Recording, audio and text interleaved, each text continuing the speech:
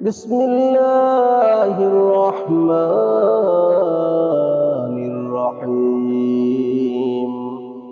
لم يكن الذين كفروا من أهل الكتاب والمشركين منفكين حتى تأتيهم البينة رسول من الله يتلو صحفا مطهرة فيها كتب قيمة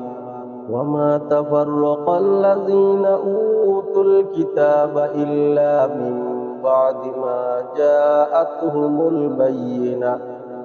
وما أمروا إلا ليعبدوا الله مخلصين له الدين حنفاء ويقيموا الصلاة ويؤتوا الزكاة وذلك دين القيمة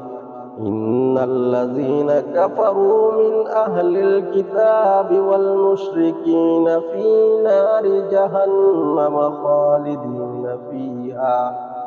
أولئك هم شر البرية إن الذين آمنوا وعملوا الصالحات أولئك هم خير البرية جزاؤهم عند ربهم جنات عدن تجري من تحتها الأنهار خالدين فيها أبدا رضي الله عنهم ورضوا عنه ذلك لمن خشي ربه